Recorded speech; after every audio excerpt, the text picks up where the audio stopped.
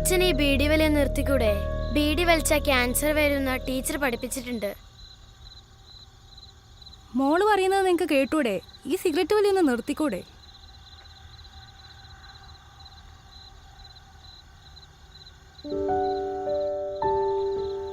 എന്തായാലും മോള് പറഞ്ഞതല്ലേ, അച്ഛൻ എന്തോടുകൂടി ഈ നശിച്ച സിഗരറ്റ് നിർത്തി. ആ പിന്നെ അച്ഛാ, നാളെ സ്കൂളിൽ സെമിനാർ ഉണ്ട്. അതെയോ? എന്താ വിഷയം? ജീവശ്വാസം.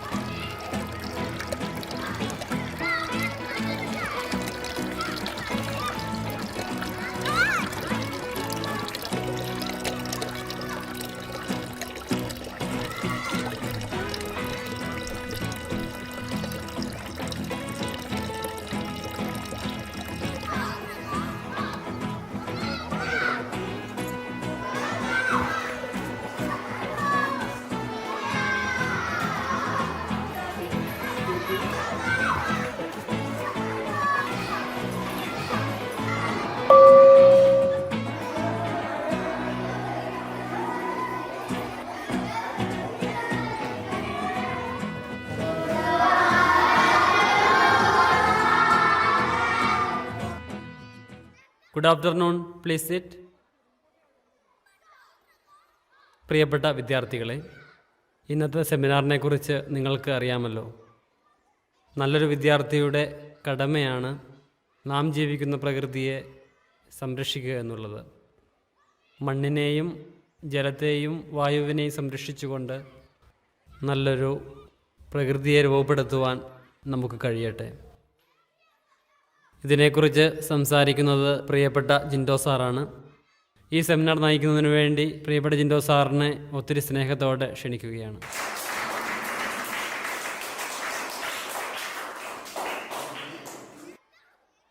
കുട്ടികളെ, നിങ്ങൾക്ക് നമ്മൾ ജീവിക്കുന്ന പ്രകൃതിയെക്കുറിച്ച് അറിയാവോ? ആ മാഷേ, മരം, പുഴ അതൊക്കെയല്ലേ? അതെ, മിടുക്കൻ.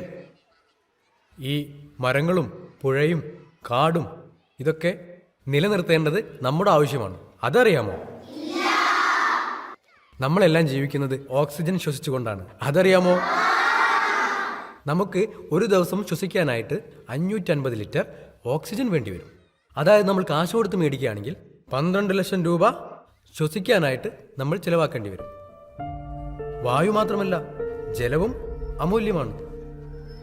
നമ്മൾ 1 ലിറ്റർ വെള്ളം 20 രൂപ കൊടുത്ത് വാങ്ങിക്കാറില്ലേ?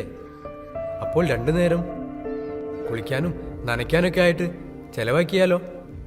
ഒന്ന് ആലോചിച്ച് നോക്കിയേ.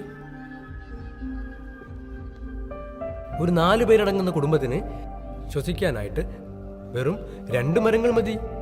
പക്ഷെ 2 മരം വേണം. അതുകൊണ്ട് മരങ്ങൾ സംരക്ഷിക്കണം. അതുപോലെ പരിസ്ഥിതിയെ നശിപ്പിക്കുന്ന ഒരു പ്രധാന ഘടകമാണ് പ്ലാസ്റ്റിക്. പ്ലാസ്റ്റിക് മണ്ണിൽ ലയിച്ചു ചേരില്ല. അപ്പോൾ എന്ത് സംഭവിക്കും?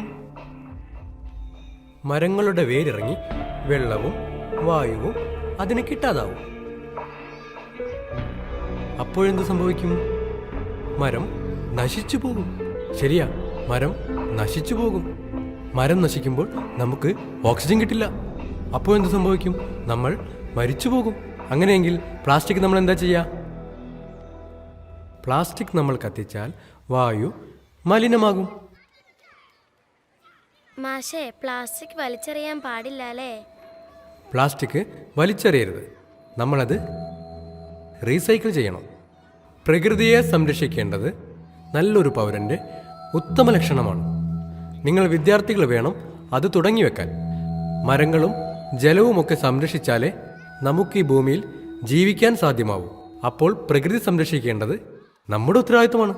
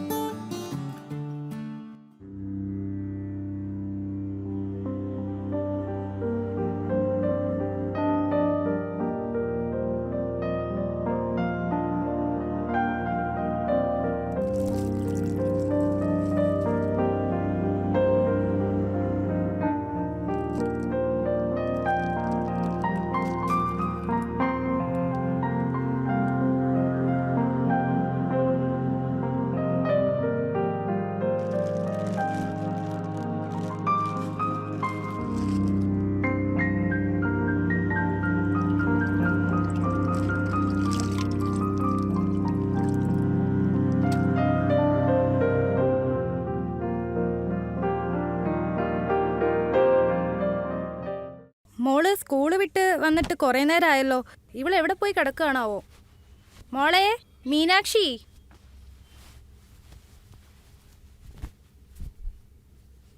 എത്ര നേരമായി കളിക്കുന്നു? കുളിക്കണ്ടേ? വിളക്ക് വെച്ച് നാമം ജപിക്കണ്ടേ? ചെല്ല്.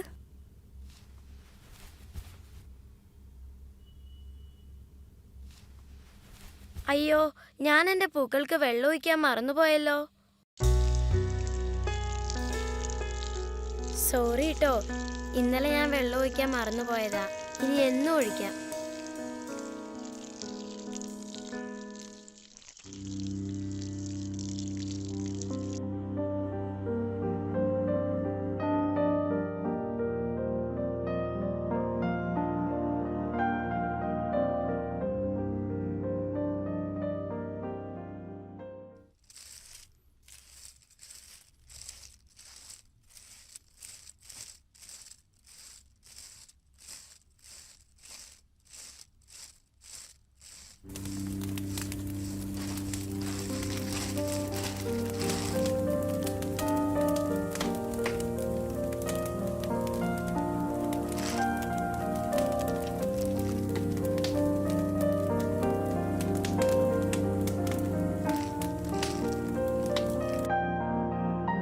നമ്മുടെ കരങ്ങളാൽ ഈ പ്രകൃതിയെ മലിനമാക്കാതിരിക്കുക. ഈ ഭൂമിയാണ് നമ്മുടെ അമ്മ. ഈ പ്രകൃതിയാണ് നമ്മുടെ ഈശ്വരൻ.